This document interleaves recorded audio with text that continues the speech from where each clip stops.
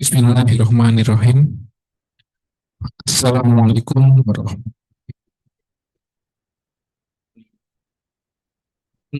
Nasta'inuhu wa nastaghfiruh. Na'udzubillahi min syururi anfusina wa min sayyiati a'malina. May yahdihillahu fala mudilla lahu wa may yudlil fala hadiya lahu. Asyhadu an la ilaha illallah wa la syarika lahu wa asyhadu anna Muhammadan abduhu wa rasuluh. Amma ba'du. Shalli wa sallim wa barik ala Muhammad wa ala alihi wa sahbihi ajma'in. Suharyawan, Dr. Heru Suprapto, SPP SPP TKV, spesialis CBK Konsultan, Mas serta hadirin yang hadir di BCT, yang berbahagia pada sore hari ini. Semoga menurut Allah SWT karena dengan memperhatikan kita bisa berkumpul di kajian terbiar ini. Semoga tercerahkan kepada jemaah kita. Selalu semoga kita sekalian masuk dalam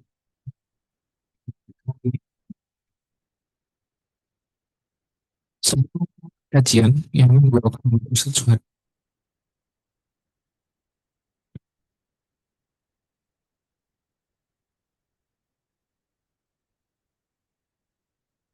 Sebelum kita mulai kajian yang akan dibawakan oleh Ustadz Suharyawan dengan judul Mahalnya Nilai Ukhuwah, baiknya kita dengarkan terlebih dahulu lantunan ayat suci Al-Quran yang akan dilantunkan oleh Saudara Dr. Fikri Wahyudi. Kepada beliau kami persilahkan.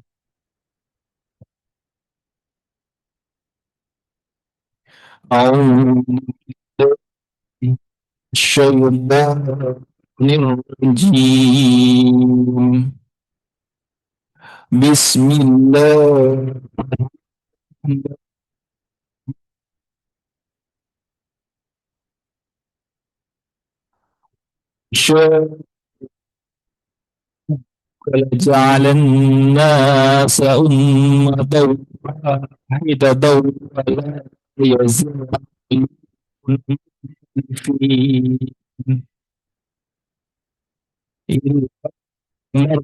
في مرض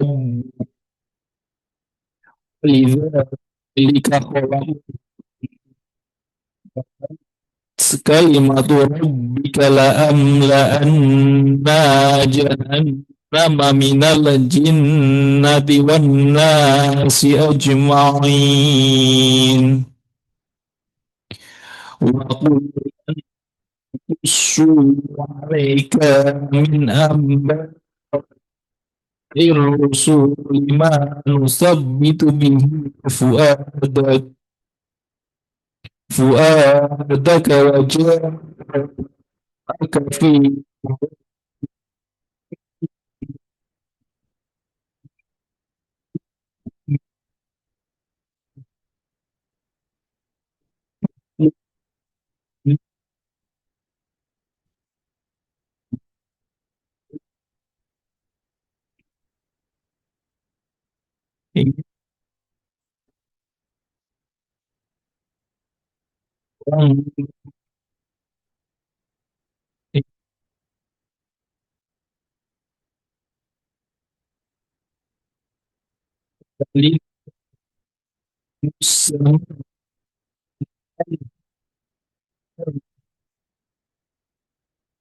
جعل الأمر على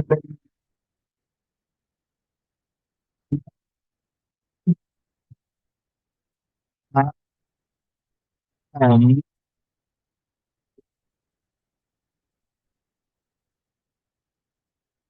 menurut lah menonton ayat suci Allah yang indah. Ini kajian mengenai mengenai ukhuwah yang akan dibawakan oleh Ustadz Suharyawan. Kita silakan. Assalamualaikum warahmatullahi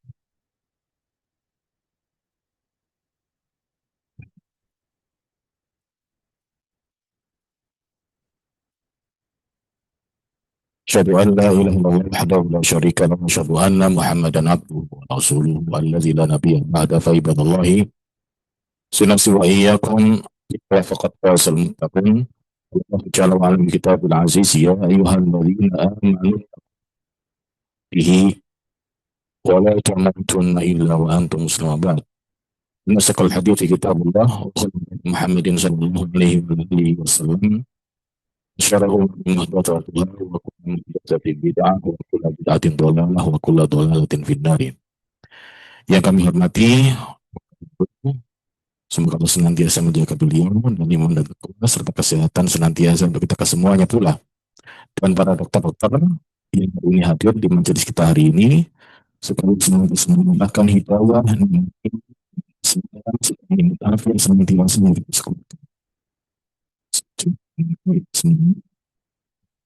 Allah Subhanahu semua orang kita cintai tentunya. Pembahasan kita hari ini tentang masalah mahalnya nilai ukhuwah. Tadi Dr. Fikri telah membuka ayat dalam ayat-ayat dalam surat yang ke-11 kalau nggak salah, betul, yaitu surat Hud, di mana Allah Azza wa Jalla di ayat yang ke-118 Allah menyatakan walau sya'a punya kehendak dan punya keinginan kita bersama Allah Azza wa Jalla kalau sudah berkehendak tidak ada yang tidak mungkin. Sambil contoh misalnya ada satu kalimat kalian kaum muslim saat itu terhadap putra Jahal yang bernama Ikrimah. Secara nalar, Ikrimah di antara manusia yang paling benci dengan Islam, yang sangat benci Rasulullah SAW. Bahkan di antara orang yang paling ingin membunuh Nabi SAW di saat Fathu Mekah adalah Ikrimah bin Abu Jahal. Kenapa dendam dia? Saat ayahnya terbunuh di perang Badar, Ikrimah punya dendam kesumat untuk menunjukkan Islam membunuh Muhammad SAW. Banyak orang-orang umat Islam saat itu kalau sahabat menyatakan Ikrimah nggak mungkin masuk Islam. Termasuk satu perang dengan Nabi SAW, satu perintah mencari orang bernama Ikrimah mati. Kalau ketemu hidup sekarang mati. Dan subhanallah, dengan izin Allah subhanahu wa ta'ala karena cintanya istrinya pula, istri beliau radhiyallahu anha, yang membujuk Ikrimah untuk mau masuk Islam dan orang tua memberikan syarat kepada Nabi SAW hingga Rasulullah Muhammad SAW mengampuni Ikrimah dan Allah berikan hidayah hingga masuk Islam dan Islamnya baik dan mati dalam keadaan syahid kemudian ke depannya. Kematian semua Allah inginkan tidak ada yang nggak mungkin. Termasuk kalimat ini Allah menyatakan walau sya'a misalnya apa kalian punya kehendak la ja'ala nasa ummatan wahidatan, pasti Allah mampu jadikan umat yang satu di antara manusia. Kita tahu bersama dalam Sahih Bukhari Nabi SAW menyatakan dalam sabdanya tentang penciptaan manusia. Kita sebagai manusia telah diciptakan dari sekian banyak unsur tanah. Ada tanah warna hitam, tanah warna merah, tanah warna ramadi warna coklat, di mana warna tersebut membawa karakter satu sama lain. Nah, cenderung untuk orang-orang yang keras sifatnya, merah orang-orang dan sebagainya. Dari campuran tanah tersebut, ciptakan sekian banyak manusia dengan sifat dan karakter yang tidak mungkin sama. Akan mungkin ngomongin di antara satu ayah satu ibu yang sama punya anak-anak di antara 2, 3, 4, 5 anak tersebut tidak mungkin karakter sama. Begitu dokter ya? Jadi anak yang pertama 1, 2 hingga anak yang kesekian tidak mungkin masing-masing anak karakternya sama, termasuk untuk orang tuanya pun sama. Antar anak dengan orang tua berbeda. Dari sinilah ini Allah menyatakan kalau kalian punya kehendak, pasti Allah punya kemampuan menjadikan manusia satu jiwa, satu mindset, satu keinginan, satu akhlak, dan satu pemikiran yang sama. Tapi Allah menyatakan, zalina mustalifin, untuk manusia akan senantiasa tidak akan pernah mungkin sama. Dalam hal apa? Sebab manusia, karakter manusia, aksa dengan jemaah pun tidak akan sama. Kecuali ini hidayah Allah Subhanahu Ta'ala. Jadi kita bahas pertama kali tentang pembahasan ukhuwah ini. Yang pertama yang saya bahas adalah masalah kematian. Karena apa? Saya panjenengan tidak akan pernah hidup Selamanya pasti akan mati. Siapapun dia, sehebat apapun dia. Sambil contoh, seorang teknokrat, walaupun ia cerdas sekian ilmu yang ia miliki, tidak mungkin bisa menolak yang namanya al-maut atau kematian. Kalau kematian telah datang, walaupun ia fi buruji musyannada, walaupun ia di satu benteng yang sangat kokoh, tetap kematian itu akan menjemput dia dan akan menyapanya. Ibarat satu patah menyatakan al-mautu babun wan nasu dakhiluh. Patah menyatakan kematian ibarat sebuah pintu gerbang yang sangat besar. Babun, pintu yang sangat besar. Dan nasu dakhiluh. Setiap manusia pasti akan masuk untuk gerbang kematian tersebut. Dan satu hal, saya nyatakan awal kematiannya dapat membuka kita bersama satu hal. Setiap kita mati, tidak ada yang mayat angkat sendiri ke kuburan. Gali kuburan sendiri nggak mungkin. Mandi sendiri pun nggak mungkin. Butuh orang-orang yang merawat, butuh orang-orang mandikan, butuh orang yang kafani, serta orang yang sholat di sana. Dan satu hal, saya bahas di sini, kematian tersebut datang tidak mungkin bisa direncanakan. Yang kedua, kematian itu pula tidak menunggu setiap hamba untuk tobat duluan. Padahal antara hamba belum tobat mati di siang ternyata. Ada orang-orang yang akan tobatnya. Dia berharap kapan nanti mati datang kemudian. Ternyata subhanallah, landing usianya Allah tobatnya mati dan masuk satina. Banyak hal kemungkinan bisa menjadi. Dan satu hal, Allah menyerang firman-Nya dalam surat yang ketujuh ini, walukuli umatin ajal. Setiap kita di antara manusia akan kenal yang namanya ajal masa endingnya. Dan satu hal, dinamakan kematian bukan artinya ending telah tuntas semua masalah. Dua tahap yang kita temukan di sini. Yang pertama tahap keduniaan, kedua tahap masalah barzakh. Rupanya nanti masih banyak tahapan-tahapan yang luas. Lalu menyatakan, Faidah ja'a ahadukum ajalum la yastakhiruna sa'atun la yastaqdimun. Saat ajal telah datang, ajal tersebut bagi siapapun di antara hamba tidak bisa menawar kepada Allah Azza wa Jalla kapan diakhirkan, kapan dipercepat. Malaikat maut atau malaikat pengambil nyawa tersebut tidak kenal orang-orang yang bisa disogok atau dia nggak bisa disogok sama sekali. Misal kita menyatakan, ya malak, wal malaikat, saya minta akhirkan dulu sebentar. Ingin sodakoh, ingin beramal soleh. Dinamakan nyawa telah datang, ajal itu telah datang. Timing jam berapa, detik ke berapa, menit ke berapa, itu sudah sentas selesai. Itu perintah dari Allah Subhanahu Wa Taala. Hingga Allah pun menyatakan, sifat mereka tersebut, la ya'sunallah ma'amarahum. La yaf'aluna ma yu'marun. Mereka senantiasa taat kepada Allah Azza wa Jalla dan tidak akan pernah mengingkari perintah Allah Subhanahu wa Ta'ala. Perhatikan slide yang kedua, saya bahkan kisah dari Abu Hurairah radhiyallahu anhu. Bapak Ibu muliakan, dalam ilmu hadis tentang masalah ruwat atau seorang rawi riwayat hadis tersebut, di antara kalangan sahabat yang paling punya jasa besar siapa? Untuk menceritakan riwayat hadis. Aisyah yang kedua, Abu Hurairah yang ketiga, top record yang pertama siapa? Abdullah bin Abbas. Yang lain? Perhatikan saya bahas di sini. Top record yang paling utama, yang paling banyak meriwayatkan hadis, sahabat bernama Abdurrahman ibn Sakhr radhiyallahu anhu. Cuma berhubung dia punya keistimewaan suka ngingu kucing hingga dijuluki Abu Hurairah. Bukan artinya dia tuh hobinya sunahnya ngingu kucing, boten. Dia suka kucing aja. Ngoni disai. Disai itu apa istilahnya? Dikantongin. Kita tahu bersama, jubah orang Arab, bukan seperti yang saya pakai. Ini adalah sop baju biasa.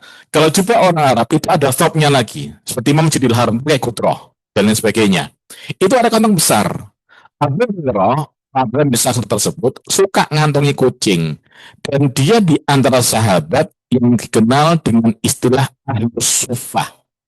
Dinamakan Ahlus Suffah adalah orang-orang yang bersama Nabi SAW tinggal bukan di rumah beliau, tapi tinggal di pekarangan masjid bersama kaum muslimin yang lain yang sebagian besar orang-orang miskin dan tidak punya uang, nggak punya pekerjaan. Beda Pak Ibu muliakan ngapunten. Pak menjelaskan zaman dulu kala dengan zaman kita berbeda. Zaman sekarang banyak kemajuan teknologi informasi, pekerjaan pun beraneka ragam. Banyak pula lebih luas dari orang zaman dahulu kala. Orang zaman dahulu kala ada 3 macam. Yang pertama adalah petani, kedua peternak, ketiga nelayan, keempat pedagang. Ngapunten, 4 profesi aja. Masuk ngapunten, para profesi tersebut terkadang merangkap pekerjaan lain. Contoh misalnya ada rupiah, untuk bekam, hijama, itu mereka punya campian, bukan pekerjaan tetap. Tapi yang namanya pekerjaan yang paling utama di antara mereka, dagang, tani, nelayan, sama ternak. Istri tok, lainnya nggak ada. Sehingga kemungkinan besar zaman dahulu kala, banyak timing-timing kosong yang mereka bisa manfaatkan untuk belajar, ibadah, dan lain sebagainya. Sambil contoh, Abu Hurairah radhiyallahu anhu, yang paling banyak memberikan kontribusi periwayatan hadis hingga umat Islam tahu ilmu agama. Di antara tentang kisah ini pula, tentang kisah beliau radhiyallahu anhu, masa-masa ending usia, menjelang ajal ketika sakaratul maut. Kita tahu bersama, dalam ilmu kedokteran dipelajari, tentang jelang meninggal itu ada tanda-tanda, betul Pak? Betul dokter ya? Tentang penyakitnya semakin nemen, komunikasi mungkin banyak organ-organ tubuh serta saraf yang nggak nyambung, kemudian dijuput kupingnya nggak nyambung, dan seperti ini nggak nyambung. Banyak dokter menyatakan ini jelang mati biasanya nih. Ini nih so seneng no, memang nanti saya seneng no. Nah, ini pun sama. Kalau anhu sempat masa-masa ending menjelang wafatnya beliau, sempat belum nangis. Nangis Bapak Ibu memuliakan, dan dia punya jasa besar. Hingga suatu ketika saya bertanya tentang beliau, ya Abu Hurairah, maaf kik. Ya Abu Hurairah, apa penyebab panjenengan menangis? Slide selanjutnya, jawaban beliau radhiyallahu anhu, beliau menyatakan, amma inni la abki ala dunyakum hadhihi. Menyatakan, wahai sahabatku, Abu Hurairah bukan menangis gara-gara masalah dunia yang sepele yang bakal aku tinggalkan, serta kalian tinggalkan nantinya pasti. Ini ya, adalah ibarat amanah. Saya ulang lagi, saya, para teman saya kalian semuanya, semoga menjaga kepentingan semuanya, kita di dunia ini ibarat adalah tamu. Tamu sebentar, habis itu pulang. Pulangnya kemana? Pulangnya kemana? Kita semuanya punya cita-cita yang sama. Ini kemana rumahnya Adam yang asli, alaihissalatu wassalam. Adam alaihissalatu wassalam, itu kan di mana pertama kali? Surganya Allah Subhanahu wa taala. Turunkan beliau alaihissalatu wassalam untuk menjelaskan kepada anak cucunya tentang jalan menuju surganya Allah Subhanahu wa taala. Yang itu nikmat yang luar biasa, telinga nggak pernah mendengar, mata nggak pernah melihat, dalam benak hati pun nggak pernah terbesit sama sekali. Image bayangan nggak akan pernah sama senantiasa. Itulah tujuan kita. Hingga beliau menyatakan, aku nggak takut bukan nangis masalah dunia semacam yang kita tinggalkan semuanya. Beliau menyatakan, walakinni kilibu di safari. Yang saya tangiskan di sini, bu sahabatku, di safari. Tentang jauhnya perjalanan saya hari ini yang akan saya mati nantinya.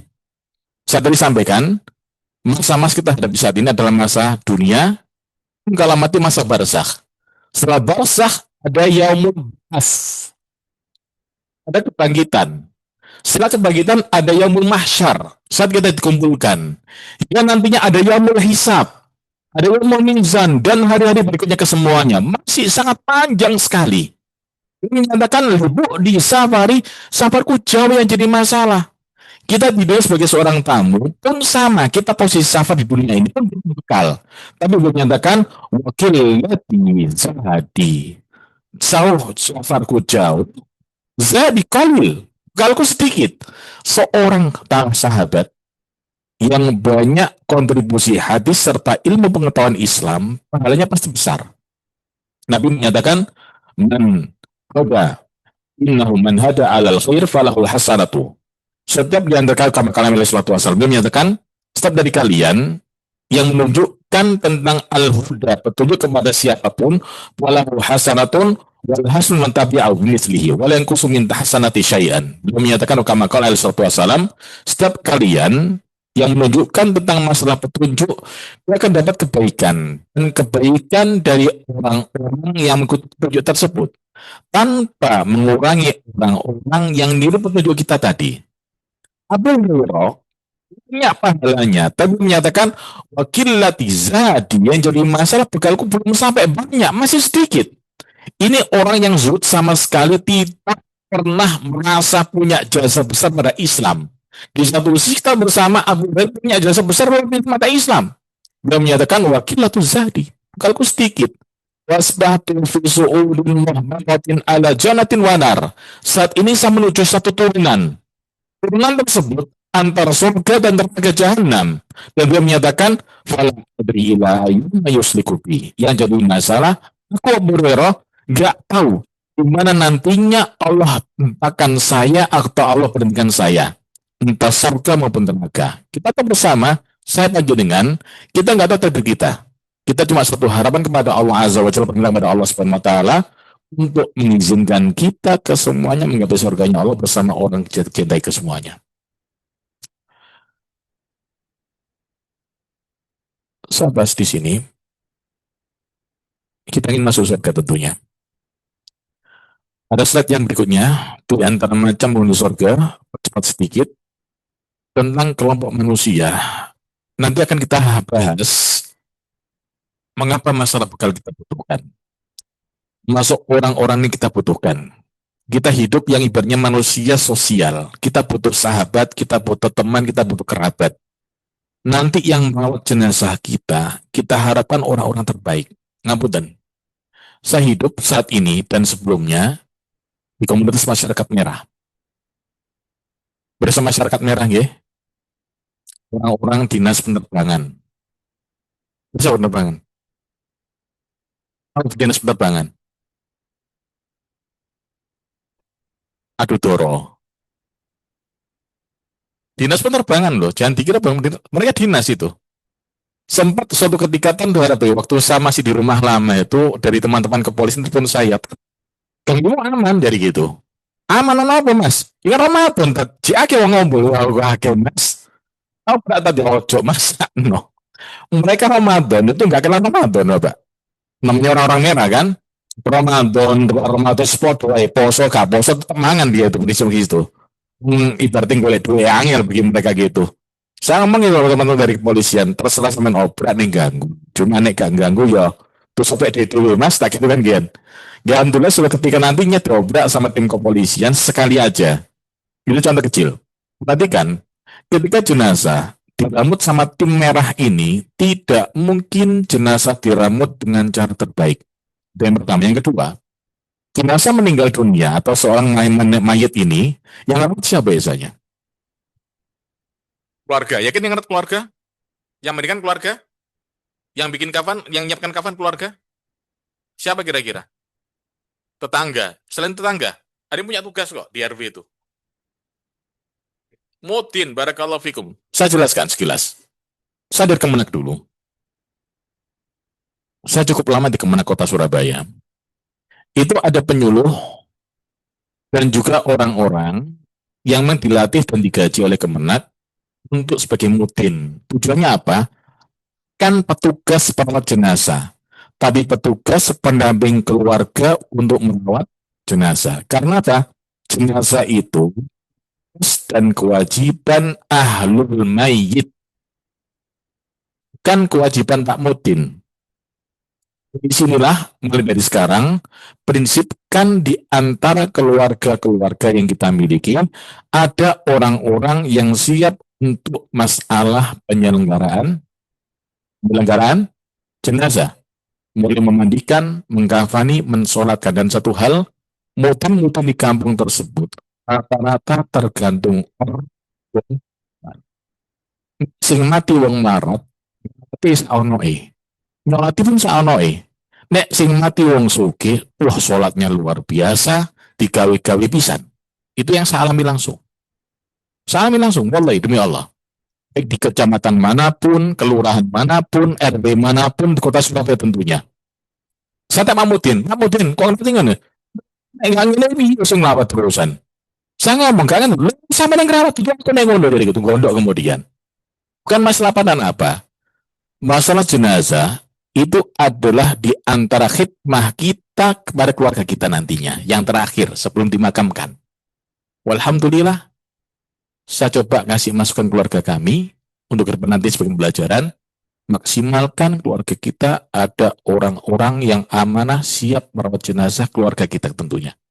Baik yang perempuan maupun yang laki-laki. Karena apa? Ngapunten Pak, Ibu akan muliakan, para dokter yang Allah muliakan, jenazah yang dirawat, maka yang merawat punya kewajiban menyimpan rapat aib jenazah. Rata-rata mudin habis ngamandikan jenazah, dia barang dinti jenazah mangap dari ngono. Ini aibnya jenazah. Jenazah ini guys melek terus. Jenazah ini bolong nangkin ini, itu aibnya jenazah. Nggak boleh disalahkan kemana-mana. Termasuk kami pribadi, setiap keluarga mandikan jenazah, saya pesankan. Yang panjenengan lihat, yang panjenengan rawat, simpan dan untuk jadi konsumsi umum. Baik keluarga maupun orang lain terlebih. Dalam artian yang melihat, yang merawat dengan aibnya tersebut. Pesan dari Allah Subhanahu wa taala pada Nabi alaihi salatu wasallam, "Man satara musliman satarahullah yaumil qiyamah." Barang siapa di antara kalian menjaga aib kekurangan kaum muslimin, akan jamin akan aib kalian di hari kiamat nantinya. Ini jawaban dari Allah Subhanahu wa taala. Perhatikan. Di sini pula tentang istiswan kalbu, tentang kelompok manusia, komunitas manusia, kelompok betul dari seseorang membutuhkan ini kisahnya. Menceritakan di sini, Rasulullah satu kalimat ini,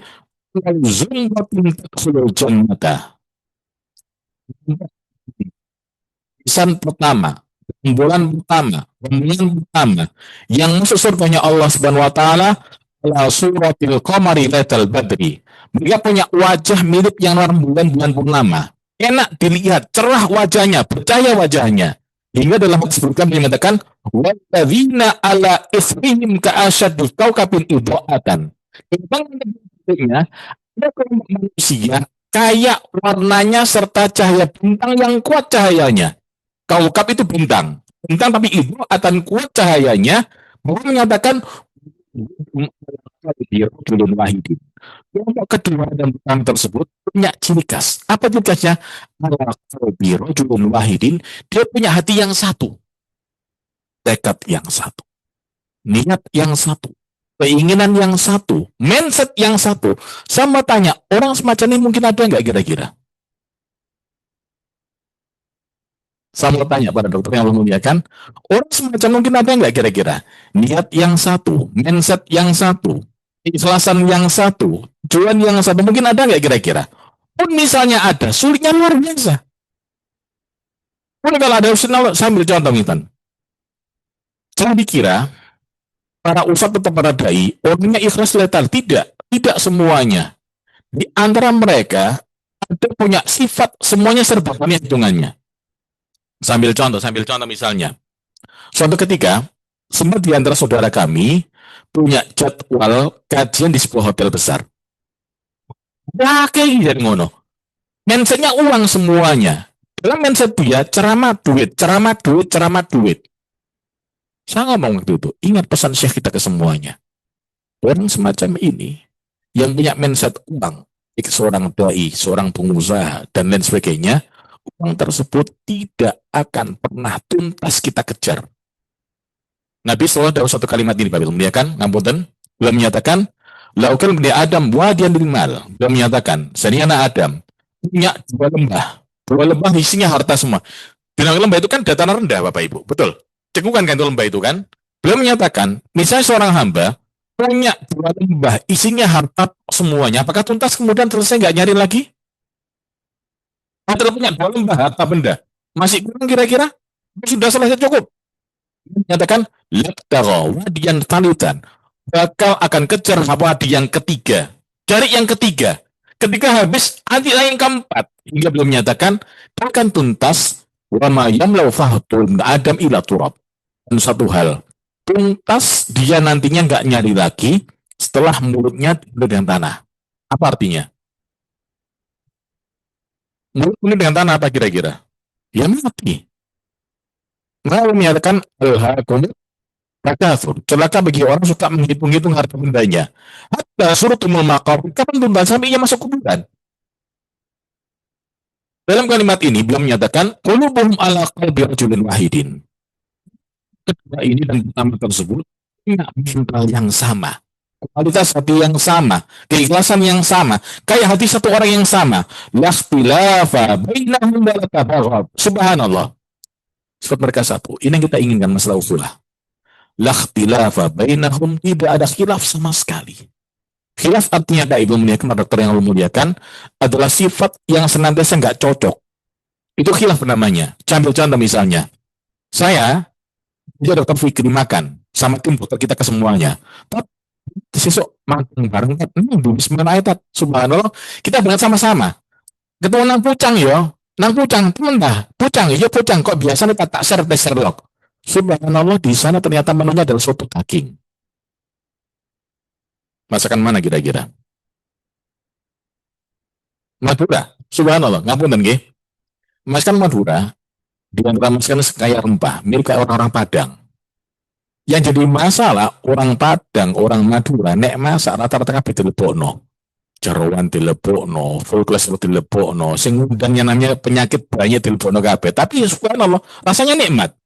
Saya menyatakan ke Taufik itu, kan makan iki, tapi gak bentino. Masuk akal gak bentino. Ada satu dokter ngomong, kok niku undang, mata ini undang. Kemudian akhir suara. Contoh kecil. Dalam kelompok ini, lakhtilafa bainahum, mereka ini kelompok masuk surga, nggak ada khilaf dalam hati mereka. Kayak itu mereka senjata untuk diam. Saya ambil contoh misalnya, Pak. Suatu ketika, membuka kemungkinan, keluarga kita punya acara. Untuk ide kan banyak keluar biasanya. Terkadang pula ide tersebut membuat tentangan antara satu sama lain. Saya ambil contoh misalnya, tentang masalah bagian warisan. Ini yang paling banyak di antara pemicu masalah khilaf antar keluarga. Antara cewek dengan cowok itu kan beda. Cowok dapat 2 bagian, cewek dapat 1 bagian. Kecuali waris. Terkadang pula di antara orang-orang yang mahjub tertutup tersebut, ada keluarga tertutup dari ahli waris. Gara-gara apa? Ngamumen. Saya ambil contoh. Kayak, itu dapat waris nggak kira-kira? Kalau mati ayah, ayah dari kakek dapat waris nggak kira-kira? Itu di antara fuslun, yaitu asal dari kakek, asal mayit. Yang namanya warisan, asal mayit, cabang mayit, sama teman hidup mayit. Itu pasti dapat. Siapa cabang mayit itu anak-anaknya. Siapa asal mayit itu orang tuanya. 3 kelompok ini pasti dapat warisan semua dengan bagian yang pasti telah Allah bagi. Dan ada orang-orang yang termahjub tertutup gara-gara adanya anak tersebut. Siapa contohnya di antaranya? Saudara kandung. Entah seibu, entah seayah, dan sebagainya. Selama ada anak, maka keluarganya mahjub, tidak dapat bagian. Lah, di antara keluarga kita terkadang melok ngomong ini, itu kan tuh, masuk kali bagian, kira-kira itu contoh kecil. Dalam poin ini, beliau menyatakan, orang-orang ini nggak pernah berselisih sama sekali. Nggak ada rasa benci satu sama pun. Misalnya beda, mereka legowo. Ya apa? Ini ya, ya wis gak apa-apa. Itu kebiasaan mereka, memudahkan sekali. Beliau menyatakan kemudian di hadis yang berikutnya, pengampunan, tolong jangan dimarah pakai nalar dunia, kalimat ini. Rasul menyatakan oleh sahabat wassalam, yaikum ri'im zaujatan. Berdasarkan yang kelompok orang kedua tersebut, masing-masing dari mereka punya 2 pasangan istrinya. Istri di mana ini kira-kira? Istri di mana? Surga. Perhatikan. Dan diimagekan dan dinalarkan sama kayak istri di dunia. Beda banget. Karena apa? Beliau menyatakan, setiap dari mereka, sumsumnya, tulang sumsumnya kelihatan min warailah minal husni. Karena kecantikan tersebut. Namun Pak, dalam nalar kita semua dokter semua yang mencintai semuanya, perhatikan, otak kelihatan, sumsum kelihatan api enggak di dunia itu kira-kira? Saya mau tanya, cewek cantik, sambil contoh dulu kan ada Bupati Melina, cantik datang di hadapan kita, subhanallah, matanya bisa kita lihat, matanya bisa kita lihat, tulangnya bisa kita, cantik nggak kira-kira akhirnya? Dinamnya nggak cantik, cuma ini mampu di surga. Di surga tersebut kata Rasulullah SAW, kita masing-masing di surga dapat 2 bagian istri. Yang istri karena kecantikannya, sumsum bisa kita lihat. Tugas mereka apa? Artinya mereka mengatakan yusabbihunallah. Tugasnya tasbih di surga itu, Pak. Bukan ibadah tasbih. Bukan wa asyian, siang dan malam, pagi dan petang. Layak sayalas kaum tidak pernah merasakan sakit istri-istri tersebut. Boleh takhitun, tidak pernah aneh, beler itu istilahnya. Orang ingusan apa istilahnya? Beler kan ya? Jadi kan jijik kalau kita lihat. Ini mereka menuju surga. Wala yang khatanitun, tidak beler. Wala yang kusukun, tidak pulang itu. Itu tak mudah. Rasul kisahkan, aniyatul madzhab wal fiddah. Semua perkakasnya dari emas dan perak. Wamsyatuhum zahab. Serta sisirnya adalah zahab. Dari yang namanya emas. Wakulum majamiluhum al-Allah. Tentang masalah untuk memanaskan atau tungkunya adalah dari yang namanya kayu gaharu atau kayu wangi. Dia menyatakan yakni al-ud rashhum al-misk, yaitu adalah kayu ud atau kayu gaharu dan keringannya adalah misik. Misik itu adalah semacam kata apa ya? Coba nanti para dokter browsing di internet tentang satu rusa gaharu namanya, rusa misik. Rusa ini punya kantong, kantong tersebut adalah ibaratnya penyakit sebetulnya, cuma bisa keluar aroma yang sangat harum total. Dan harganya mahal itu. Saya ambil contoh misalnya, mungkin di antara dokter pernah ke Harumin Al Khairiyah, ke Masjidil Haram, Masjid Nabawi. Di sana punya banyak tempat-tempat jualan minyak wangi. Ada yang namanya Kiswah, ada yang namanya Haramain, ada Kiswatul Ka'bah, ada namanya tempat yang namanya itu Pak, apa namanya? Di antara Hajar Aswad sama sebelumnya itu Ruknul Yamani. Itu masing-masing minyak wanginya beda-beda. Harganya mahal, super mahal itu. Posisinya berapa gitu loh. Ini yang namanya gaharu misik tersebut, mahalnya luar biasa. Yang kata Bu Ali Sallallahu Wasallam, keringannya penduduk surga tersebut serta istri mereka adalah minyak wangi misik tadi. Yang berikutnya, saya masuk kisahkan satu sahabat Ansor yang punya keistimewaan bisa masuk surga, menuju surga, yang orang-orang ini tidak beramal banyak padahal. Sahabat sedikit, kisah orang Ansor, orang Madinah, penghuni surga. Sempat suatu ketika, sebentar sedikit saja, Rasulullah SAW ketika duduk bersama dengan sahabat ketika musim selepas atau sebelum sholat subuh, menyatakan, saya alaikum rajulun al-jannah. Kan datang kepada kalian masuk laki-laki menurut surga. Subhanallah, mereka melihat semuanya laki-laki dari Ansor basah kuyup gara-gara wudhu. Jengnya basah gara-gara wudhu, lengannya basah gara-gara wudhu, nincing sandal di tangan kirinya. Besok diulang lagi, Nabi menyatakan akan masuk di sini nanti penduduk surga. Sama, hingga malam ketiga, hingga satu sahabat bernama Abdullah bin Amr bin As punya keinginan, aku, nek udah kita kayak gini, betul luar biasa. Penduduk surga, si hidup jauh surga kemudian. Nanti juga dapat surganya Allah Subhanahu Wa Taala. Abdullah bin Amr bin As punya keinginan tinggal sama dia selama 3 hari. Dan punya alasan, ya sahabatku, ini benar tapi benar sesoma. Saya sama ayah saya punya susuma semacam pertentangan, dan saya punya tekad nggak bakal tinggal di rumah bapak 3 hari ini sama tinggal sama engkau. Boleh nggak kira-kira? Ini sebuah adab di orang-orang Arab saat itu sampai saat ini, mereka siap menerima tamu maksimal 3 hari 3 malam. Punya tugas apa? Menanggung semua kebutuhan tamu tersebut selama ia mampu menerima. Nah, nggak mampu ditolak. Laki-laki ini siap menerima. Hingga Abdullah bin Amr bin As kemudian tinggal bersama laki tersebut. Sudah diawas terus. Malam bagaimana, siang bagaimana. Kalau malam, ngapunten, ceritakan di sini. Kalau itu bolak-balik aja. Nek dia umat cuma nyebut dikir kalimat Allah. Subhanallah, alhamdulillah, Allahu Akbar. Atau Allahu Akbar, Allahu Akbar. Kalau dia bolak-balik, dia bolak-balik biasanya. Cuma dikir kepada Allah Subhanahu Wa Taala. Sampai malam yang ketiga, kok kau no apa-apa? Sholat malam yo enggak, sodako yo enggak, siam yo enggak. Apa itu siam? Puasa pun enggak. Sholat malam tidak, sodako yang enggak banyak, orang miskin kan itu kan pun dia siam puasa ibadah puasa pun enggak puasa. Subhanallah, dia menyatakan bagaimana menyatakan hatta kitu atakar amali. Dia menyatakan hatta kitu an ahtakar alam ala amalihi. Saya punya keinginan meremehkan amal dia. Kok ngene kok iso loh. Subhanallah. Hingga malam yang ketiga, Abdullah bin As cerita pada orang ini. Ya rajul, ya ashabi, wa sahabatku, saya dan ayah saya nggak ada masalah sebetulnya. Saya kesini cuma ingin tahu amal apa yang dilakukan hingga Nabi menyatakan jadi dan surga Allah Subhanahu wa taala. Nah, ini ngomong kemudian Pak, satu kalimat, ma huwa illa ma ra'ait. Yang bercontoh, yang jenengan lihat itulah amal saya. Nggak banyak, itu tuh amal saya. Saudaraku, saya nggak punya kemampuan. Siang bareng salah sunnah. Sholat malam pun jangan salah sunnah aja. Gitu kan Abdul Bas resmi kata terus tamu itu gitu. Saat ia pulang, kita manggil kemudian. Total, ya lagi-lagi sini. Tak kasih tahu jenengan. Yang kau lihat, yaitu tadi amal saya. Cuma kecuali satu hal, kalau anil kalbi alfi nafsi bi ahadin minal muslimin khisyan. Menyatakan cuma satu amal ini.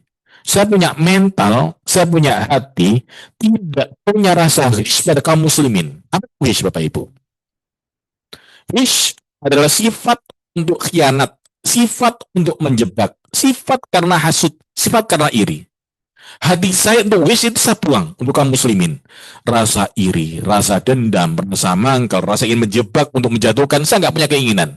Satu hal Pak Mulia kan, sifat dendam, sifat menjebak, sifat menjatuhkan, ini pun sempat muncul di kalangan ulama kalangan muslimin. Kalau nggak salah bulan yang lalu, saya ceritakan di sini, Imam Al-Bukhari sempat belajar pada seorang sanad atau seorang musnid, gurunya beliau, rahimahullah ta'ala, dan gurunya nggak suka sama Bukhari, karena hasut dan benci. Karena apa? Imam Bukhari lebih pintar, bisa dari gurunya. Hingga Imam Bukhari fitnah, hingga mati pinggir jalan.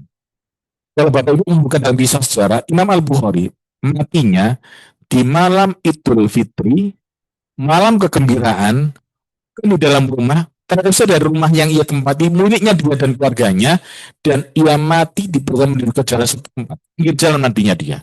Nah, subhanallah, buka semua air dan buka semua kekuatan dari orang mufitah. Hingga kemudian, fitnah beliau, buka aibnya ke semuanya. Imam Bukhari Allah angkat derajatnya. Dengan apa? Sekian banyak kaum muslim menyatakan Sahih Al-Bukhari, kitab yang paling sahih setelah Al-Quran Karim. Dan itu betul. Dan itu benar. Dia menyatakan, yang bin Amr bin As, saya nggak punya hati. Karena umat Islam sifat rish, sifat mangkel, dendam, iri, dengki. Suruh hadan ala khairin a'tahu wa'iyah. Dan saya nggak pernah iri terhadap kebaikan yang Allah anugerahkan untuk orang lain tadi. Ngapunten, ikhwah kita semuanya, suah dibangun di atas niat yang sama, di atas mental orang-orang yang sama. Ketika ukhuwah dibangun, kita ikat bersama orang-orang yang hasut. Kira-kira rugi atau untung? Bisa paham kalimat saya ini ya? Ukhuwah, kalau kita bangun, kita ikat bersama orang-orang yang punya sifat hasut, iri, dengki, khianat, enak nggak kira-kira? Saya merasakan betul itu. Merasakan betul, ditusuk dari belakang. Yang nusuk para ustadz lagi. Orang-orang baca Quran, yang paham Al-Quran, paham ilmu hadis, tapi mentalnya mental bajingan. Dan banyak orang semacam ini. Nanti saya menyatakan, jangan dikira para ustadz orangnya bersih, suci, tidak. Banyak orang-orang bermasalah di sana. Karena apa? Karakter itu nggak akan pernah sama. Orang dari awal karakternya keras macam itu, nggak akan beda jauh dari karakter yang awal tadi. Dalam belajar agama. Saya cepat sedikit tentang masalah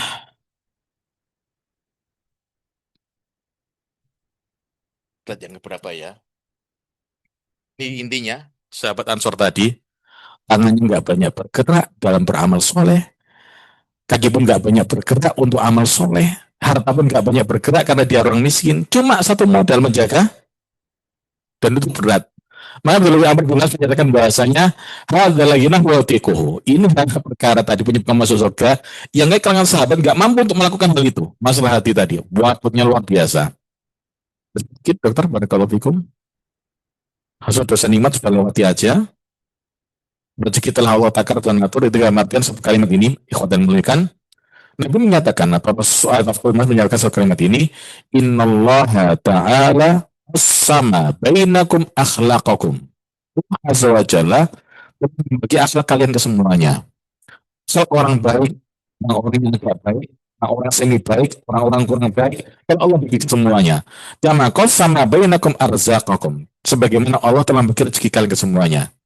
Hadis yang kedua dalam kitab Ad-Nawawiyah tentang masalah penciptaan manusia, terus malaikat untuk meniup di jasadnya jagung bayi dari perut ibundanya untuk menentukan tentang masalah ajalnya, rezekinya, apakah beramal solehkah atau dia nerakakah, telah Allah tetapkan di sana. Termasuk rezeki telah Allah bagi ke semuanya. Dalam artian, kalau ada mindset yang menyatakan rezekiku mau cukup, ini sebuah pemahaman yang kurang tepat. Karena rezeki tidak mungkin tertukar. Lanjut, kalau fikum. Saya masuk di antara bekal kembali kepada Allah dalam menjaga ukhuwah. Coba dikit dokter. Lagi dokter. Lagi dokter. Bawahnya setelah itu. Itu pembuka dalam materi hari ini. Surat yang ketiga, ayat yang ke-103. Ayat ini berkaitan tentang kisah kelompok kalangan sahabat yang tinggal di kota Madinah. Nabi SAW hijrah dari yang Mekah ke Yathrib, yaitu Madinah. Madinah itu punya karakter. Nanti kalau Bapak Ibu ke Mekah setelah Madinah merasakan betul tentang masalah suasana. Suasana Mekah itu bagaimana, Madinah bagaimana, lebih latif, orangnya lemah lembut, dan kalem-kalem, matanya sipit sebagian. Makanya di antara orang Arab, matanya tajam. Ada di antara mereka matanya itu agak sipit, agak layu. Ini orang-orang Madinah kebanyakan. Dalam kisah ini, Madinah saat itu ada dua kelompok besar, yaitu Aus dan Khazraj. Kelompok Bani Aus dan kelompok Bani Khazraj. Di mana dua kelompok ini, dua kabilah ini, atau dua suku ini, tidak pernah pun hingga perang senantiasa. Kayak intinya orang-orang Dayak sama orang non-Dayak. Perang, nggak pernah damai. Kayak orang Bugis sama non-Bugis. Kayak orang yang Melayu dengan orang non-Melayu. Atau orang Jawa sama orang yang lainnya pula. Sifat, sifat anani, sifat asub kabilah, sifat fanatik kabilah, itu adalah fitrah manusia. Ngapunten, antara dokter mungkin pernah kerja atau mungkin pernah muamalah sama orang-orang beragam etnis, tentang etis orang-orang Cina, orang-orang Jepang, orang Korea, orang Eropa, orang India, pernah nggak beramal sama mereka? Rata-rata sifat mereka sama seperti kita. Dalam artian, nek gak podo, gak akan pernah loyal. Iya apa ya? Iya apa ya? Terlebih orang Cina. Karena apa saya bisa beramal gitu? Sampai tidak gitu. Karena saya pernah kerja sama mereka, orang Cina. Kemudian, ini kemudian Nabi hijrah ke kota Madinah. Perhatikan, dengan bekal iman Nabi SAW, Nabi menjelaskan tentang masalah keutamaan uswah. Dan Nabi SAW itu kota Madinah punya beberapa langkah. Yang pertama membangun masjid. Masjid apa itu? Nabawi. Selain Masjid Kuba loh ya, itu kan dekat itu jaraknya. Pertama Masjid Kuba Nabi, kemudian Masjid Madinah, Masjid Nabawi. Yang kedua yang dilakukan adalah al-mu'akhad dan Ansor, menjadikan keluarga antar Muhajirin Ansor. Keluarga kan difamilikan. Fulan kita suruhkan sama Fulan. Fulan dengan Fulan kan tujuannya untuk hati mereka ke semuanya. Dengan Nabi Alaihissalam tersebut, yang awal mula istilah berperang senantiasa hingga kemudian luluh jadi satu. Cara apa? Dengan cara menikahkan antar kedua suku tersebut menjadi keluarga. Jadi keluarga Bani Khazraj, budak perempuan, anak-anak perempuan, dinikahkan oleh anak laki-laki dari Bani Aus hingga jadi family kemudian. Ini di antara cara mengikat usaha mereka. Hingga Allah menyatakan, wa'tasimu bihablillahi jami'an. Dalam umat Islam, pegang erat tali Allah Subhanahu wa taala. Kafarlaku, jangan sekali berpecah belah dan sekali berselisih. Wazkuru, Allah menyebutkan dan ingatlah kalian nikmatullahi alaikum, saat Allah anugerahkan nikmat atas kalian semuanya. Dengan cara apa? Kuntum a'dan. Sekarang bisa bermusuhan saat itu antara Khazraj dan Aus yang saling bunuh, Hingga kemudian fa'allafa baina qulubikum, dan Allah ikat hati kalian. Yang ikat hati siapa? Yang ikat hati siapa? Allah Subhanahu wa taala. Inilah ngapunten hati. Ini adalah Allah Azza wa Jalla. Saya penjenengan sampai kapanpun maksa hati orang nggak akan pernah bisa. Dan satu hal, hanya Allah satu-satunya zat yang bisa merubah hati seorang hambanya. Termasuk kalimat ini, fa'allafa baina qulubikum, dan kami ikat hati-hati kalian ke semuanya, fasbahtum binikmati ikhwana, hingga kan jadi bersaudara kemudian. Menyatukan dari keluarga yang mungkin berurusan jadi kemudian jadi gabung kemudian. Ini kalimatnya dari Allah Subhanahu wa taala, keutamaan mengingat kerabat atau Rasulullah. Namun peristiwa ini saya kita butuhkan. Karena apa? Kita inginkan ketika meninggal dunia, yang merawat adalah orang baik. Betul. Kita semua penginginan kalau kita meninggal dunia, yang rawat siapa? Orang baik. Dari kerabat kita ke semuanya, maupun yang ditolong serta sahabat-sahabat kita. Satu hal, nikmat yang luar biasa seorang muslim ketika meninggal dunia dan disulatkan oleh lebih dari 40 orang umat Islam muwahhidin, itu orang-orang yang berkata kepada Allah Subhanahu wa taala. Kenapa saya menyatakan tauhid? Rasul menyatakan muwahhidin, orang-orang la yusyrik billahi syai'a, yang tidak pernah menyekutukan Allah dengan sesuatu apapun. Kita tetap bersama. Saat ini kita di dunia ini, di Indonesia terutama, kota Surabaya, banyak kita lihat fenomena-fenomena adat istiadat serta kebenaran Islam yang cenderung nyerempet dalam masalah akidah. Berapa ya? Dapat masalah akidah. Saya ambil contoh. Gimana dokter yang tinggal di Surabaya, adalah kawasan menganti. Kawasan menganti, sebelum menganti itu apa? Benowo ya? Benowo. Benowo, menganti, kawasan Gresik ya. Itu masih ada beberapa adat istiadat yang namanya sedekah bumi. Sampai macet biasanya. Kalau kita lihat, ngapain sedekahi? Yang pimpin acara siapa? Acaranya apa aja coba? Kalau kita nalar, ngapain mereka lakukan itu? Nalar adat budaya. Yang jadi masalah sekarang, apakah budaya tersebut cocok dengan agama atau iman yang kita miliki atau tidak? Atau bahkan adat budaya tersebut bisa merusak kekokohan iman dan akidah kita. Balik kesan ke semuanya. Rata-rata fakta di lapangan, ada peristiwa tersebut rata-rata merongrong serta gesekan sama iman keyakinan kita ke semuanya. Iya, Pak ya? Iya, Pak ya? Iyalah. Saya berpesan sedikit, kalau Fikum, kalimat Nabi membangun ukhuwah. Nabi membangun ukhuwah. Berapa dikit? Turca dikit, dokter. Barakallah. Terus, terus, terus, terus, terus, terus, dokter. Ini, Nabi Sallallahu Alaihi Wasallam saat masuk kota Madinah, yang pernah dilakukan diantaranya menyatukan hati kaum muslimin. Karena apa? Itu sudah satu, mindset sudah satu, tujuan sudah satu, gampang keseluruhannya.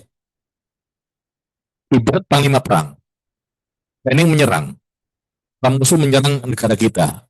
Kita punya planning untuk bertahan.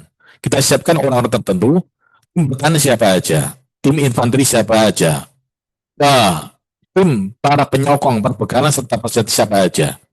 Misalnya di antara tim kita ada orang-orang berkhianat, rasanya bagaimana kira-kira? Ini contoh kecil. Karena berkhianat, dia punya tujuan lain.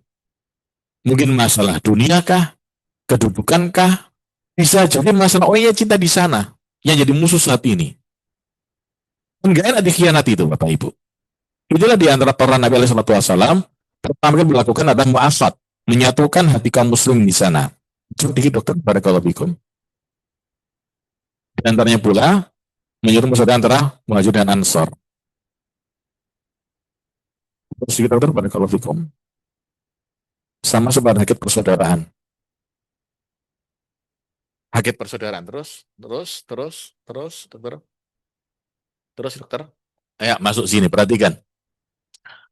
Kaidah uswah, pertama kali, saya buka pula dalam satu kalimat, dalam surat yang ke-49, Surat Al-Hujurat di ayat yang ke-10. Di mana Allah sendiri menyatakan langsung innamal mu'minuna ikhwatun faslihu baina akhwaikum. Itu menyatakan kalian umat mukmin, dinamakan mukmin itu kan lingkaran kecil, Bapak. Lingkaran besar adalah Islam atau Muslim. Kalau Muslim belum tentu mukmin. Kalau mukmin kecil lagi, Muslim kecil lagi tentunya.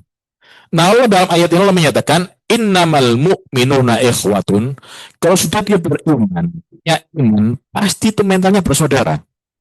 Allah sudah menyatakan beriman itu saudara ke semuanya. Muhammad dan Ansor bersaudara hingga jadi satu hatinya mereka. Saya apa? Niat, iman, Islam, tujuan surganya Allah Subhanahu wa taala. Dalam kaidah ini Allah menyatakan persaudaraan tersebut adalah untuk saling sokong satu sama lain. Benar betul pada kalau fikum. Islamnya salah satu tujuan besar yang tidak dicari syariat dan di antara fondasi dan tadi keimanan paling kokoh. Nabi dalam satu kalimat ini, asaku ural iman al-muwalatu fillah. Paling iman yang paling kuat adalah sifat wala kasih sayang karena Allah Subhanahu wa taala. Kita sayang karena Allah. Kita wala karena Allah. Lalu karena Allah Subhanahu wa taala. Nek wis karena Allah enggak akan pernah diputuskan. Tujuan cuma satu, Allah Subhanahu wa taala. Mas apa membantu Mas? Allah membantu. Allah Subhanahu wa taala kajian yang ngasih pemberian pada saya. Sambil contoh misalnya. Saya yakin kita punya keluarga, semuanya punya orang tua. Dan satu hal, sifat orang tua semakin sepuh, semakin ngawur biasanya. Berapa ya? Orang tua kita, bapak ibu kita, atau kakek kita misalnya, semakin sepuh, semakin gak ngawur biasanya. Ngomong ngawur, ngelaring ngawur, tapi ngawur juga. Dan satu hal, saya panjenengan antara keluarga lebih muda, wajib untuk hormat pada mereka kesemuanya dan wajib untuk memaklumi kekurangan mereka. Dalam artian apa? Mereka punya kekurangan betul. Cuma kita punya kewajiban untuk pala pada mereka. Karena mereka orang tua kita. Kita ada gara-gara mereka juga. Iya apa ya? Kita yang gara-gara mereka. Mereka yang belajar untuk orang ini. Kita jadi tua nantinya. Kita bakal jadi tua.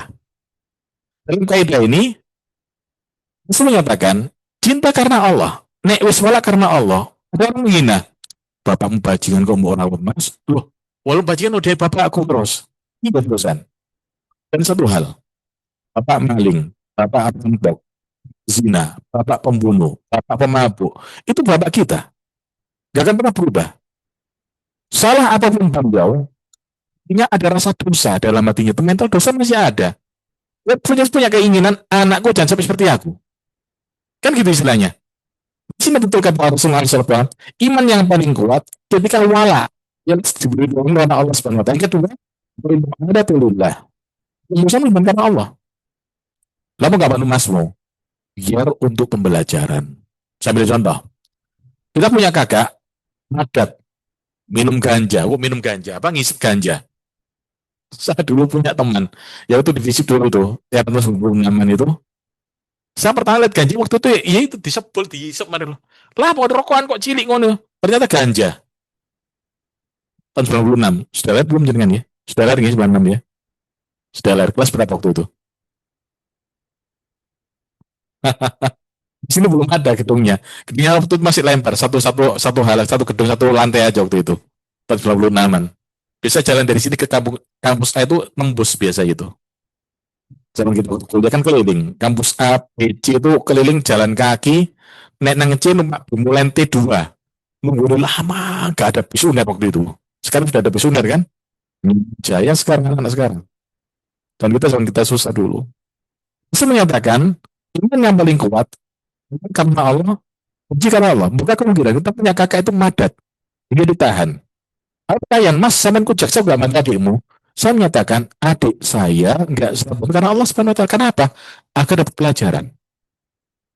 Imbas dari sebuah hukuman bentuk dari yang namanya bentuk jarimah atau dosa namanya dosa apa jarimah itu, Pak? Ada pidana, itu agar ada efek jerah tentunya. Saya nggak mau adik saya yang madat yang kena narkoba agar dia jerah itu aja sudah. Karena Allah Subhanahu wa taala nggak selain itu. Wa ma tanakara minhum yastalafa. Yang ibaratnya belum menyatakan pula dengan wal hubbu fillah wal bughdu fillah. Cinta karena Allah, benci karena Allah Subhanahu wa taala. Perhatikan berikutnya. Barakallahu fikum. Roh. Perhatikan. Saya bicara masalah roh, masalah usulah. Perhatikan. Usulah belum terjalin hanya cuma satu dua orang semata. Itu ibunya banyak orang. Dan satu hal, setiap jiwa punya roh masing-masing. Rasul menyatakan roh itu punya karakter. Hingga menyatakan al-arwah juludun mujannada. Roh ibarat tentara yang siap berperang berbaris. Juludun jamak dari jundiyun. Tentara-tentara mujannada yang siap berperang. Kita tuh bersama, kalau tentara bersiap perang, ini kan ada batalion, ada kompi dan sebagainya. Ya, siap berperang, maju di sana titik ini serang sampai habis. Kalau nggak mungkin mundur, mundur sebentar, ada taktik yang lain sebagainya. Kita kemudian sama panglimanya. Ini tentara. Inilah roh kita ke semuanya. Tentara yang siap berperang ke semuanya. Kan nek cocok satu sama lain akan Allah kumpulkan. Dalam artian, saya panjenengan dokter, lihat teman-teman kita, komunitas kita, itulah mental roh kita bersama. Paham kayak ini? Yang kedua beliau menyatakan nek nggak cocok akan Allah pisahkan. Kenapa gak kumpul beda? Malas aku, gak cocok. Gak cocok apa? Merohi gak cocok bisa. Tapi sudah beda. Allahnya berbeda. Inilah ukhuwah. Allah kumpulkan ketika hati Allah samakan. Allah kumpulkan niat ketika Allah samakan. Allah kumpulkan mereka kesemuanya. Bisa tujuannya adalah sama. Yang berikutnya, kalau kaidah Muslim adalah saudara satu sama lain. Muslim menyatakan al-muslim aslul muslim. Tadi Allah menyatakan innamal mu'minuna ikhwatun. Mukmin adalah bersaudara.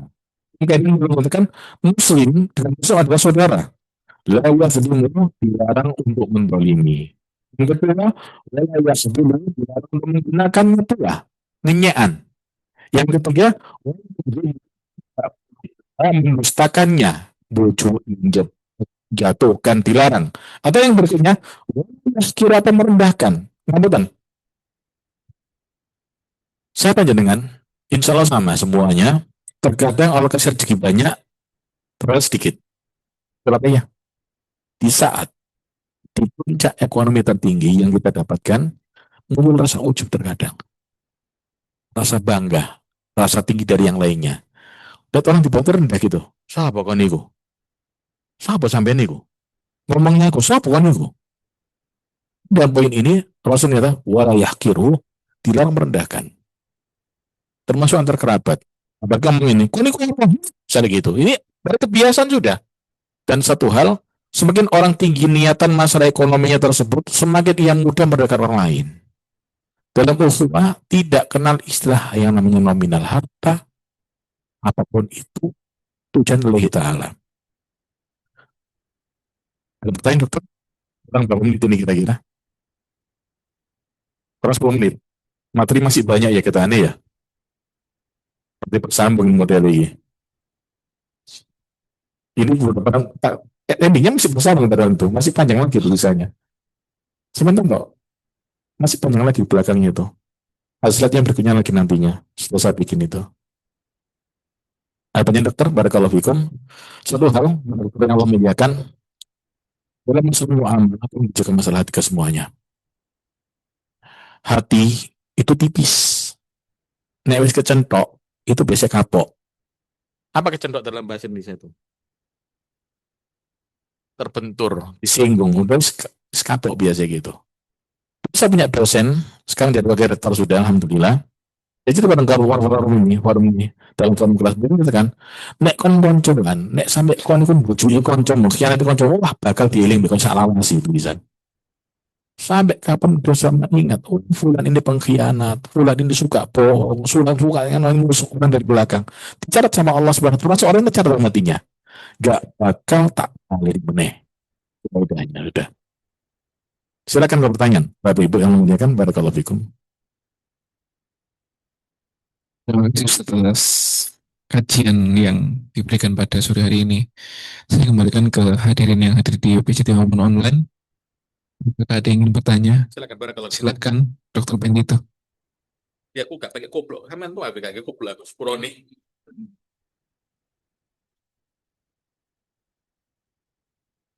Bismillah. Assalamualaikum Ustaz, izin bertanya Warahmatullahi wabarakatuh. Silakan dokter.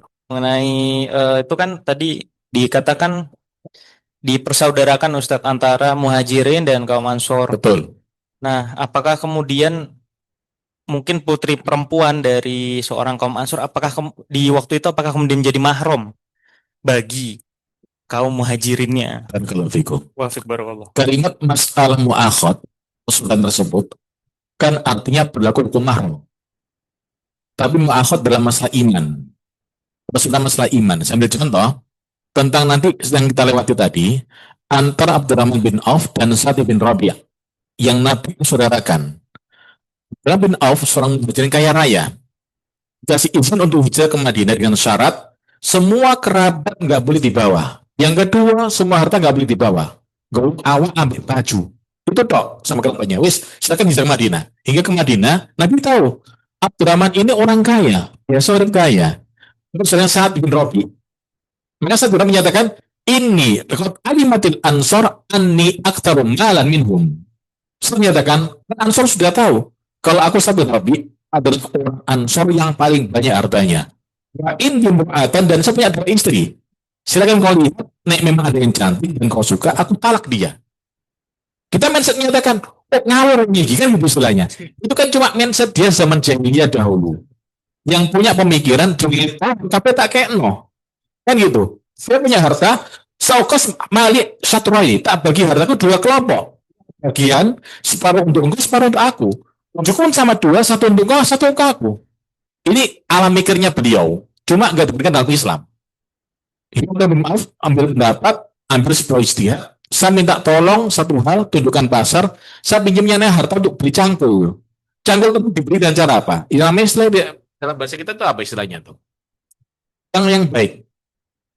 Apa istilahnya? Kordon Hasan. Jadi istilahnya, saya pinjam ini ya, saya perlu pinjam ini cangkul untuk saya jual enggak kira-kira. Keuntungannya nanti jadi cangkul yang baru lagi. Itu kaitannya beliau pertama kali. Untuk masalah Kordon Hasan. Dan di antara kita, kalau memang ada sahabat kita, kerabat kita mungkin butuh hutang, tidak ada salah berikan kordon hasan tersebut. Hutang yang baik, tanpa ada keuntungan, tanpa ada niatan riba, dan satu hal, harta banyak pasti akan barokah. Misalnya, nggak usah nyaur, kan Allah ganti yang lain, insya Allah. Itu keyakinan kita semuanya. Kita yakin, baik memuliakan, nggak mungkin Allah sia-siakan harta panjenengan. Bila Allah. Sampai tadi masalah muasab tadi, bukan muasab artinya jadi kerabat kemudian jadi yang namanya mahram, tidak. Tetap hukum mahram berjalan di sana. Artinya apa? Mahramnya Abdurrahman bin Auf tetap nggak boleh melihat istrinya Sa'd bin Rabi' tadi. Itu aja kaidahnya. Barakallahu fikum. Yang lain di antara jamaah? Mungkin dari Mas Mbak yang bertanya. Dari yang online.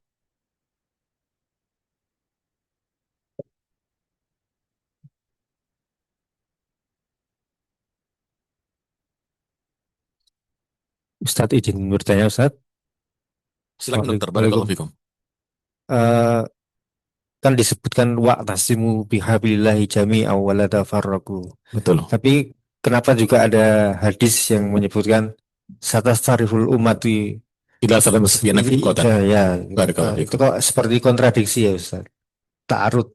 Barakallahu fikum. Kalimat perintah Allah, wa'tasimu bihablillahi jami'an wa la tafarraqu. Wa kasih kalimat fi'lu amrin. Maksudnya fi'lu amr. Dalam perintah dari Allah secara langsung, dinamakan amr, perintah adalah wajib. Allah menyatakan kalian punya kewajiban umat Islam pegang tali Allah, iman dan Islam serta kitabullah azza wa jalla. Wa la tafarraqu, dan jangan berpecah belah. Itu perintah dari Allah. Di lain sisi, karakter manusia bisa jadi ngambil ayat tersebut dengan cara yang macam-macam. Termasuk dalam masalah pola manusia dengan cara nalar yang macam-macam pula. Sehingga kemungkinan di antara mereka cara untuk berbeda hingga menjadi perselisihan di sana. Itulah di antaranya pula sempat dari orang misalkan dari anu tentang muwafaqat di sana Syatibi rahimahullah taala. Sempat orang misalkan itu dia sendiri duduk di bawah pohon kurma, diam yang ini. Kaifa tahtalu hadhil ummah wahid. Beliau menyatakan umat ini kok bisa pecah belah ya? Nabi kan satu. Wa kita punya wahid. Kita pikir saja Al-Quran.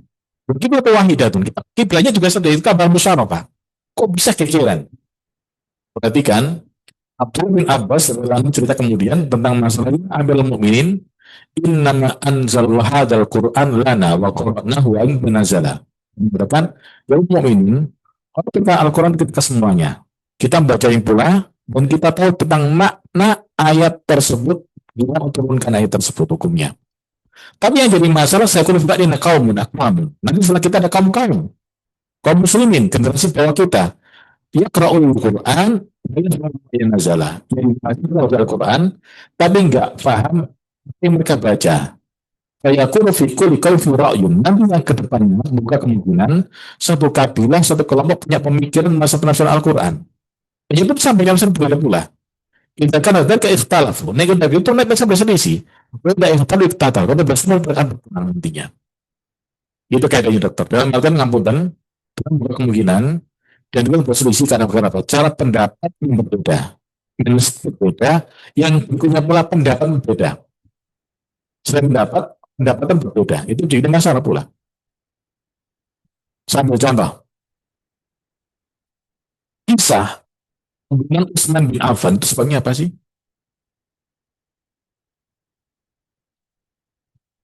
Ada kisahnya. Itu kan panjang kisahnya itu. Hingga kemudian ada kelompok besar berdebat di sana. Yang pertama kelompok Abdullah bin Ubay bin Salul atau Abdurrahman bin Sabah, Abdullah bin Sabah al-Yahud. Yang kedua kelompok orang-orang Mesir, para Qori Al-Quran, orang-orang Qori. Yang ketiga orang-orang dari Persia. Tiga kelompok besar. Ya, dan besar menggunakan Utsman bin Affan. Saya mau tanya, kurang apa sih Utsman itu kira-kira? Orangnya latif, lemah lembut, kasar. Orangnya karim, suka kok dan lain sebagainya. Orang yang baca Quran suka menangis. Kurang apa coba? Kok bisa ada orang Islam yang bunuh dia? Dan satu hal, putra Abu Bakar As nama Muhammad bin Siddiq di antara orang yang sempat masuk ke beliau, yang mendobrak pintu beliau. Hingga kemudian mengangkat jenggot Utsman bin Affan. Kan itu apanya bapaknya si Utsman itu? Saya mau tanya, Utsman itu apanya bapaknya dia? Sahabatnya dia, kerabat, teman, paman kan istilah gitu. Jenggotnya ditarik sama dia, sama Muhammad ini. Hingga Utsman menyatakan, ya Muhammad, baini wa kita Allah. Ya Muhammad, antara aku dan bapakmu ada kitab Allah Azza wa Jalla. Apa artinya? Saya dan bapakmu, ada kitab yang kita imani bersama. Kita berjuang bersama. Bapakmu engkau semacam ini akan nangis. Hadilah ya terima abak. Jenggot ini, bapakmu menghormati saya masalah jenggot ini saya. Ini contoh kecil. Itulah saya menyatakan tadi, karakter itu beda, walaupun agama sama. Barakallahu fikum dokter. Yang lain dan terjemah?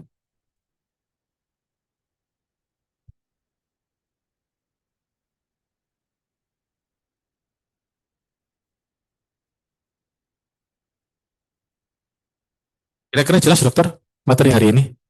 Atau kecepatan? Sambung tapi. Barakallahu fikum. Baik. Eh, Terima kasih Ustaz atas materi atau kajian yang sudah diberikan pada sore hari ini. Tentu karena sudah mengingat waktu yang sudah mendekati waktu maghrib, maka dapat kita cukupkan kajian pada sore hari ini dengan membaca doa untuk majelis. Subhanallahumma wa bihamdika, asyhadu an la ilaha illa anta, astaghfiruka. Sekali lagi kami ucapkan terima kasih kepada Ustaz dan seluruh peserta yang hadir pada sore hari ini. Mungkinnya kami mohon maaf. Assalamualaikum warahmatullahi wabarakatuh. Assalamualaikum warahmatullahi wabarakatuh.